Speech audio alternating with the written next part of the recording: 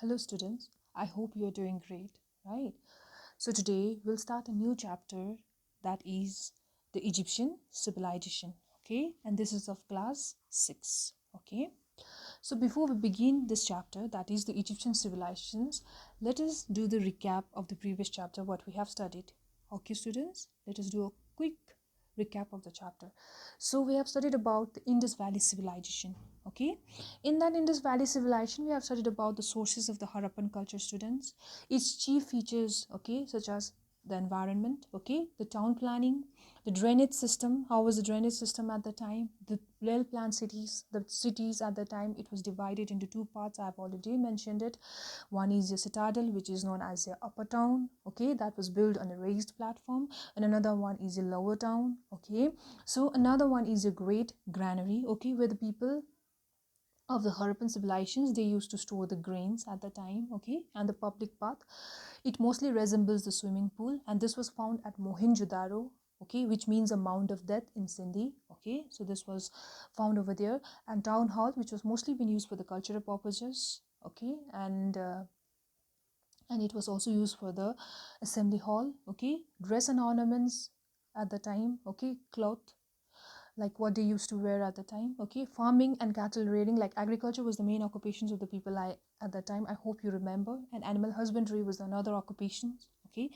And besides of that, they used to domesticate the animals, okay. And pottery, okay, they used to make a pottery. Religion, they used to worship mother goddess Pashupati Shiva. They used to worship various animals, and they used to worship people, tree as well, okay. And Indus script, which is known as the pictographs.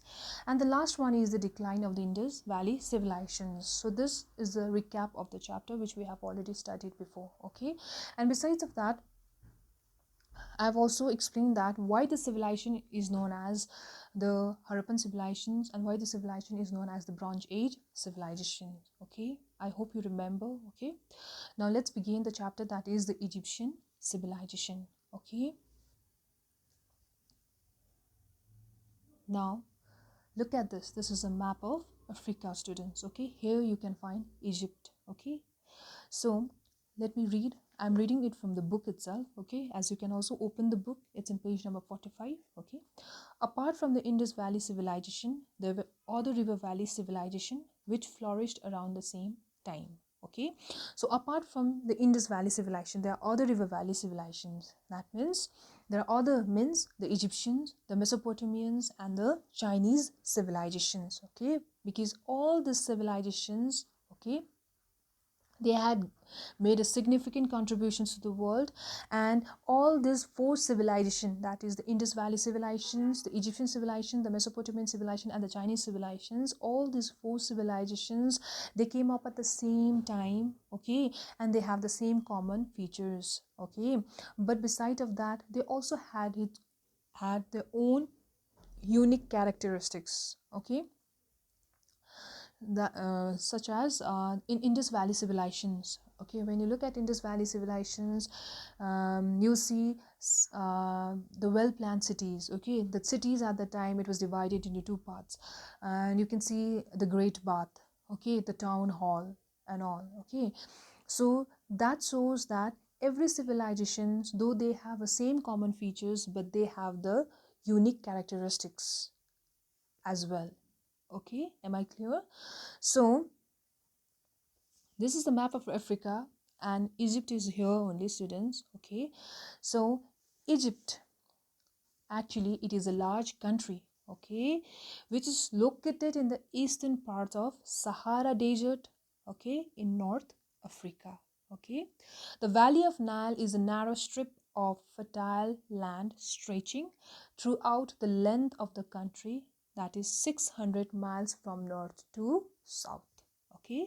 So the desert provided natural protections against foreign invaders, and the early Egyptian settlers, they enjoyed years of freedom from the attack, during which they could build a society of their own, okay. And Egypt was called, or it was the cradle of one of the oldest civilization, the Nile civilizations in Africa. So one of the Greek historians named Herodotus students. Okay, he was a historian, and when he visited Egypt, okay, he noticed that much of the life, okay, various numbers of people's life was totally dependent upon the river Nile. Okay, so let me show you the picture of river Nile. Okay, so this is a picture of river Nile. Okay, and Herodotus was a historian, and he called Egypt the gift of Nile. Okay, because he gave the name Egypt a gift of Nile. Okay, why it is called a gift of Nile? Because the Nile brought flood, washed soil, okay, which help, which makes the fertile, okay, which makes it fertile, or which was to grow. Okay, so Egyptian life at the time was totally dependent upon that. Okay, am I very clear? Okay, so the river Nile at the time was the lifeblood of ancient Egypt. Okay, even here, with unfailing predictability, overflood and deposited rich black soil along each bank. Okay, so this Nile, okay, this Nile was provided, water for irrigation, and it served as an ancient Egypt's main transportation route. Okay, so in 440 BCE, the Greek historians Herodotus, he called this Egypt a gift of Nile. Okay, why he called it as a gift of Nile? Because most of the people of the Egyptian civilizations, it was totally dependent upon the river Nile. Okay, that is why it is called a gift of Nile. Am I clear? Okay, now let's see in the next page, that is in the page number 46. Okay, let us see the Egyptian way of life, as we can say that this is a features of Egypt. Okay, so let's begin. So Egyptian way of life. Okay, so the Egyptian society, the society at that time was divided into various classes, students. Okay, at the topmost position, king was at the top of the position. Okay, and the king at the time was called Pharaoh. Okay, the Egypt people at the time, they used to call king as Pharaoh. Am I clear? And king had an absolute power. Okay, and he was the owner of all the land in Egypt. Am I clear? And his family enjoyed the highest status. That means the top position, in the top position there was a king. Then comes the nobles, okay, priest, officials in the upper position, in another position. Okay, that means this nobles, priest, officials, they hold the positions which is below king, okay, which is below Pharaoh. So as they also led a very comfortable life, and they were considered close to the king. Okay, so afterwards then come the craftsmen. Okay, below nobles, priests and officials, there comes a craftsman, artisans, merchants and farmers. Okay, as this craftsmen, artisans, merchants and farmers, they live in villages. Okay, and normally they led a very good life. Okay, now comes the lowest position, that is the slaves. Okay, the lower classes were occupied by the slaves, okay, who were mostly the prisoners of the war. Okay, and they were at the bottom rung of the society. Okay, so they did all the sorts of work. That means the slaves did all the sorts of work for their masters, and the life was full of misery. Okay, so this is the Egyptian way of life. This is how the society was divided into various classes. The topmost position was a king who was called Pharaoh, okay, and he was the owner of all the land, and he enjoyed the highest positions. And next comes the nobles, priests, officials, okay, and next comes the craftsmen, artisans, and merchants, and the lowest were the slaves, okay. So this is the Egyptian way of life. This is the society, okay. Now here is a picture of the position of society, okay. As you can see, Pharaoh here, government officials, soldiers, merchants, craftsmen, pageants, slaves, okay. As you can see the picture over here, this is a picture of position of society, okay. Now next one is your occupation. Let's see the occupation. How was the occupations at that time? Okay, what are the occupations actually at that time? So agriculture was the main occupation of the people at that time. Besides of that, domestications were also been done, such as they domesticate animals such as dog, camel, cow, and goat, okay. So these were the main occupations of the people at that time, okay. Now next one is your trade and commerce, okay. So trade was well developed, and it was in the hands of Pharaoh. Pharaoh was a king, okay. Students, don't get confused, okay. Pharaoh was a king. So it was developed and it was in the hands of Pharaoh or king and his nobles. As you can also see, it is in page number 47, okay. So they mainly imported gold, okay, silver, ivory, perfume, oil, okay. And the chief items of export at that time were cloth and jewelry, okay. They used to import the items such as gold, silver, ivory, perfume, and oil. And the main export of items is cloth and jewelry, students, okay. And the trading activities at that time were mainly carried by the land. Am I clear? Were mainly carried by land as well as by the seas, okay. Am I clear? So okay, this is the items that was imported, that is gold, silver, ivory, perfume, and oil, okay. And besides of that, the Egyptian people was very good or very skilled in crafts, in making crafts, pottery, glass making, weaving wood, and ivory carving, okay. They were very good, or they were very skilled in those crafts, okay. Now next one is your religion, okay. So the Egyptian worship many gods and goddesses at that time, okay. The chief god that they worship was known as Ra. Ra was worshipped because he was been known as the god of the sun, or it can be said that sun god, okay. So why he was worshipped? Okay, here is a picture of Ra, god of the sun. Why Ra? Okay, a sun god was worshipped because he was a giver of life and warmth, okay. The Egyptian people, they used to worship Ra, the sun god, because he was a giver of life and warmth, okay. And besides of this god Ra, okay, the Egyptian people worshipped Anubis. Here is a picture of Anubis, god of mummification, okay. He is a god of mummification, which means death after life. Am I clear? Okay.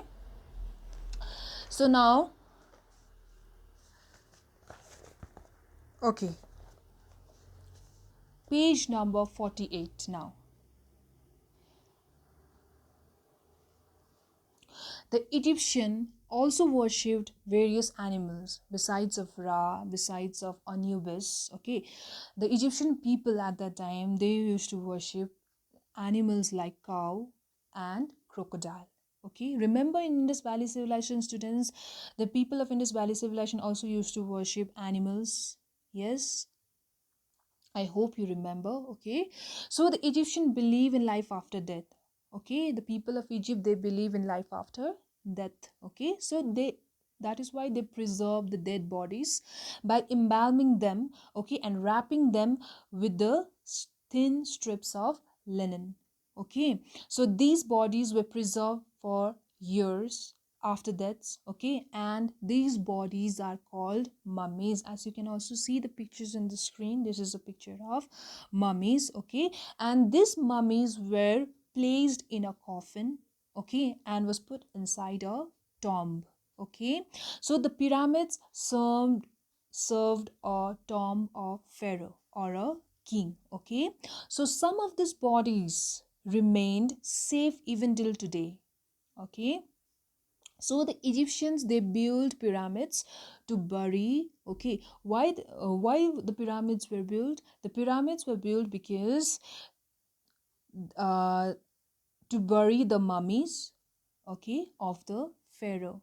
Pharaoh means king. Okay, and the nobles as well. Okay, with all the necessary things such as food, water, cloth, etc. Okay, as the dead were provided all the things for their journey into the next world. Okay, as Egyptian people, they believe in life after death, as I've already told you. Okay, that they believe in life after death. Okay, and they used to keep all those things such as food, water, cloth, etc. Okay, as these things were provided to the dead bodies so that it will be helpful for the journey in their next life. Am I clear? Okay, now next one is your architectures. Okay, the Egyptians were a great builders. Okay, it's in page number 48 and 49. Okay, so the Egyptians were a great builders and they built pyramids. Okay, and it is one of the most beautiful and wonderful creations of the people of Egypt. Okay, and a pyramid, actually, what is it? It is a tomb. It is a four-sided stone structure that symbolizes a sacred mountain.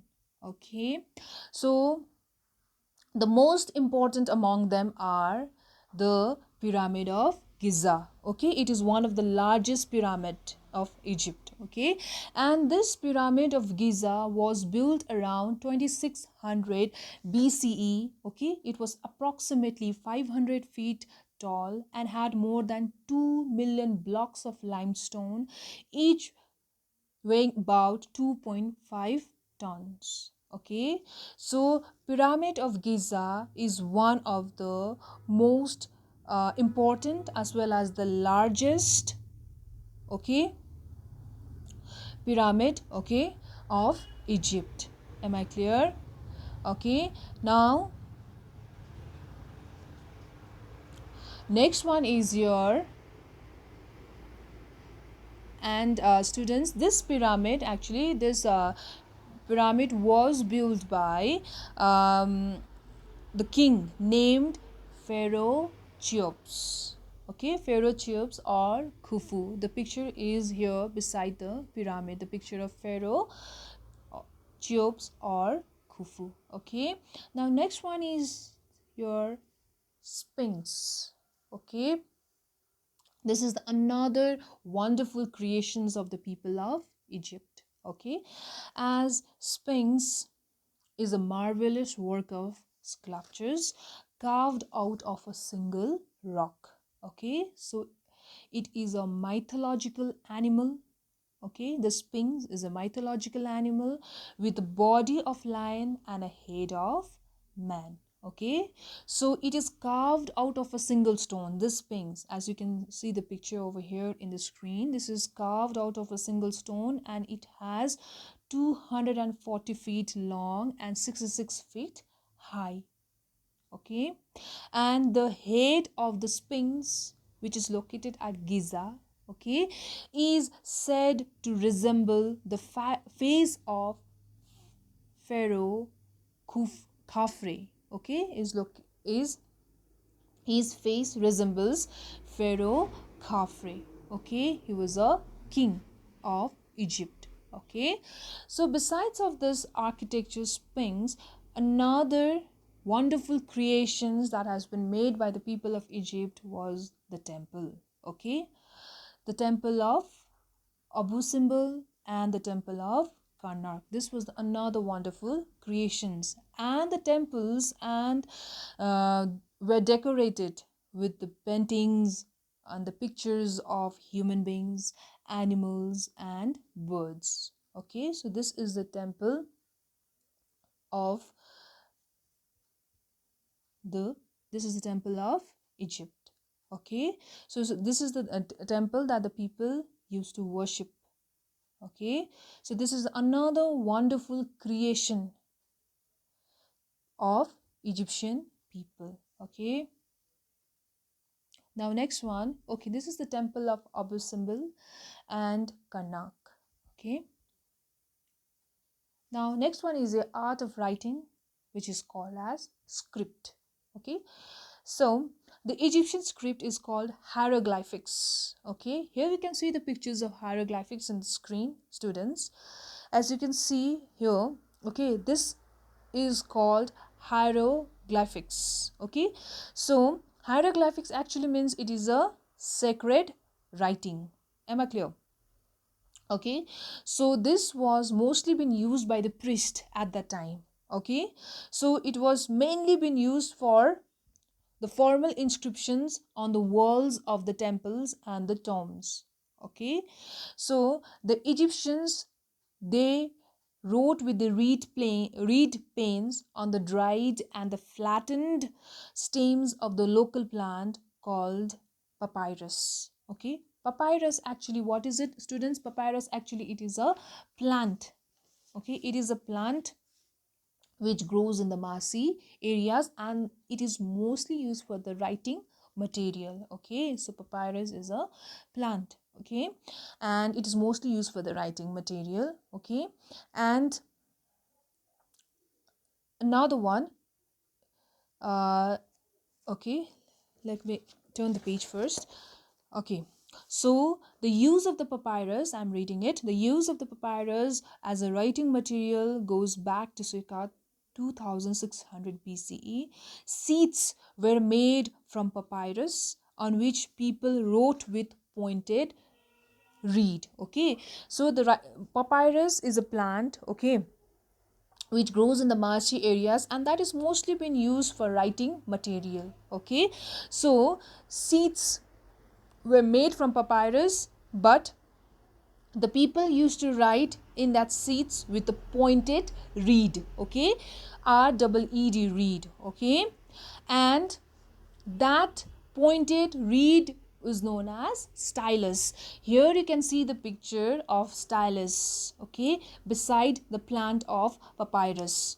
Okay, this is a picture of reeds. Okay, that this is called a reed panes. Okay, and they used to write on a clay tablets.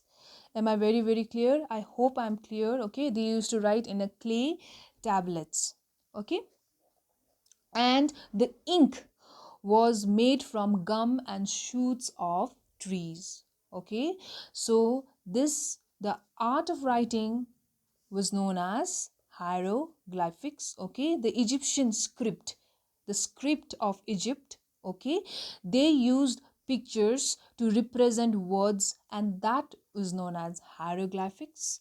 And the seats were mostly made from papyrus, and the pen, the reed pen, the pointed reed pen, was known as stylus. Okay, and they used to write with the they used to write with the this thing on a clay tablets. Okay, and afterwards, after writing that in a clay tablets, what they used to do is that they used to baked.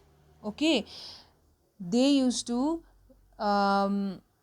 make it hardened. Okay, they used to baked it in the sun. Okay, so this is all about the script. Okay, now next one is your growth in knowledge. Okay, so The Egyptians had developed the solar calendar.